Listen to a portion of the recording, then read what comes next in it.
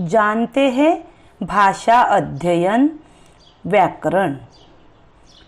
आज देखते हैं अव्ययों के भेद पहचान कर अर्थपूर्ण वाक्यों में प्रयोग करना। सबसे पहले हमें यहाँ कुछ वाक्य दिए गए हैं। वाक्यों में आए अव्ययों को रेखांकित करना है और उनके भेद लिखना है। तो चलिए जानते हैं।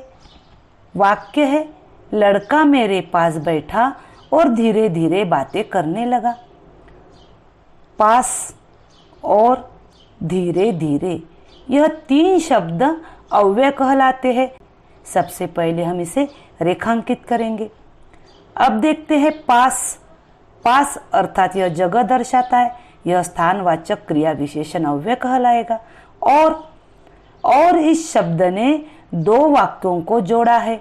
लड़का मेरे पास बैठा, धीरे धीरे बातें करने लगा। दो वाक्यों को जोड़ने वाला शब्द और समुच्चय बोधक अव्यय कहलाएगा। धीरे धीरे रीतिवाचक क्रिया विशेषण अव्यय होगा। आगे चलते हैं। अरे पुत्र, बूढ़ा इतना ही बोल पाया कि उर्मी का मोबाइल बज उठा। यहाँ अरे पुत्र विस्मयादि बोधक अव्यय कहलाएगा। इतना ही यह गिनती दर्शाता है, अर्थात यह परिमाणवाचक क्रिया विशेषण अव्यय होगा। कि दो वाक्यों को जोड़ने वाला शब्द अरे पुत्र, बूढ़ा इतना ही बोल पाया, यह एक वाक्य। उर्मी का मोबाइल बज उठा, यह दूसरा वाक्य। दोनों वाक्यों को एक ही शब्द से जोड़ा है, वह है कि। इसीलिए यह समुच्चय बोधक अव्यय कहलाएगा।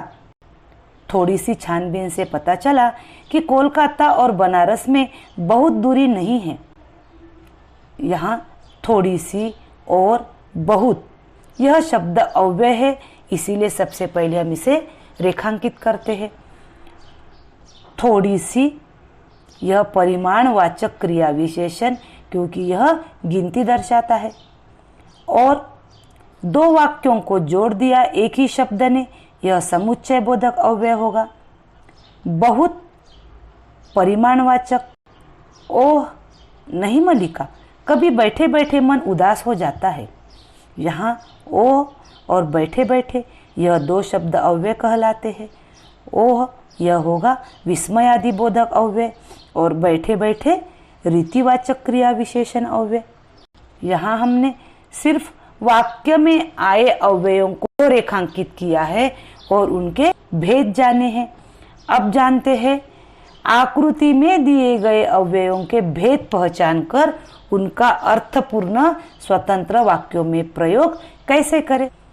यहाँ जो शब्द दिए गए हैं, यह पूरे शब्द अव्यय कहलाते हैं।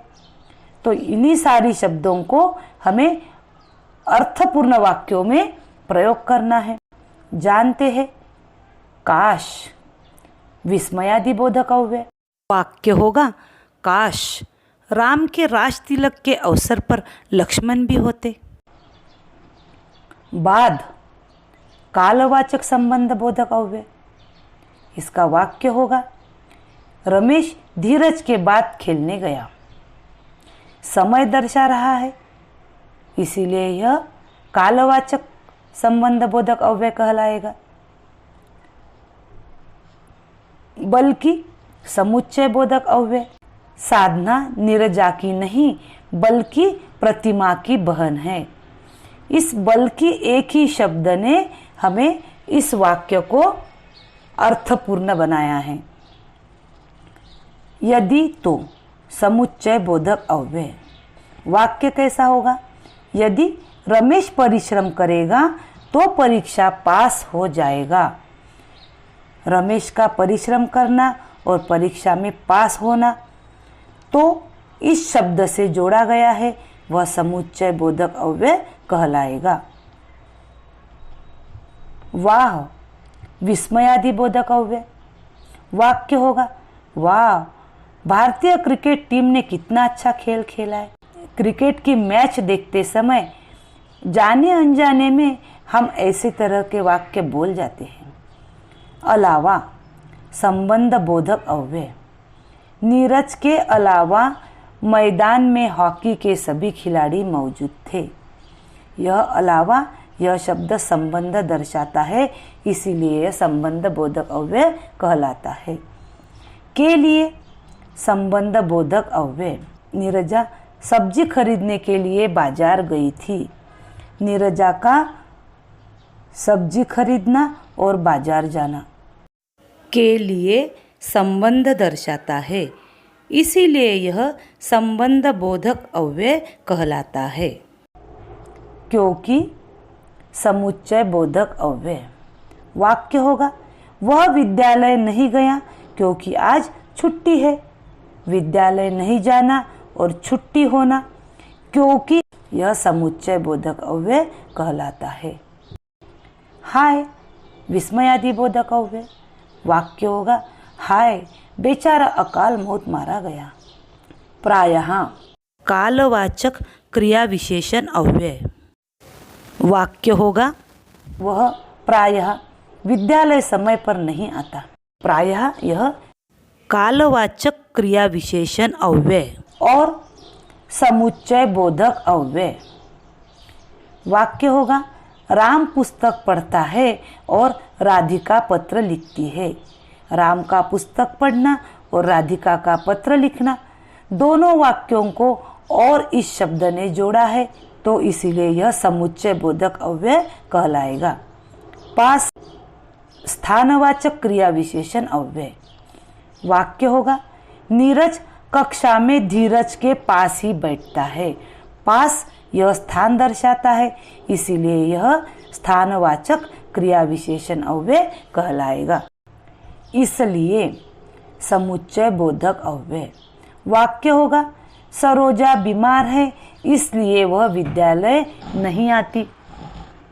सरोजा का बीमार होना और विद्यालय नहीं आना, इसलिए एक ही शब्द से दो वाक्यों को जोड़ा गया है, यह समुच्चय बोधक अव्यय कहलाएगा। तरफ संबंध बोधक अव्यय। वाक्य होगा धीरज अपनी माता के साथ मंदिर की तरफ जाता है। मंदिर की तरफ जाना यह मंदिर से संबंध दर्शाता है, यह संबंध बोधक अव्यय कहलाएगा। कारण यह भी संबंध बोधक अव्यय। वाक्य होगा राजेश बीमारी के कारण काम पर नहीं जाता है। राजेश की बीमारी, काम पर नहीं जाना, यह बीमारी से संबंध दर्शाता है, इसीलिए यह संबंध बोधक अव्यय कहलाता है। अच्छा रीतिवाचक क्रिया विशेषण अव्यय।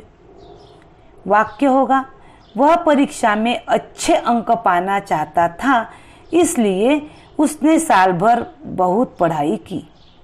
अब यहाँ देखते हैं अच्छे, यह शब्द हमें रेखांकित करना है और यह दर्शाता है रीति, इसीलिए यह रीतिवाचक क्रिया विशेषण अव्यय कहलाएगा। नहीं तो समुच्चय बोधक अव्यय।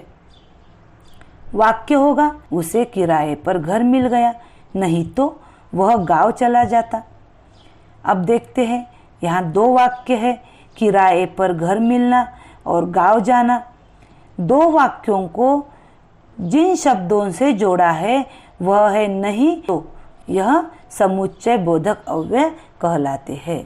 तो बच्चों सुनकर समझकर यहाँ दिए गए अव्ययों के भेद पहचानकर अपने शब्दों में अर्थपूर्ण स्वतंत्र वाक्यों में प्रयोग करने का प्रयास करें।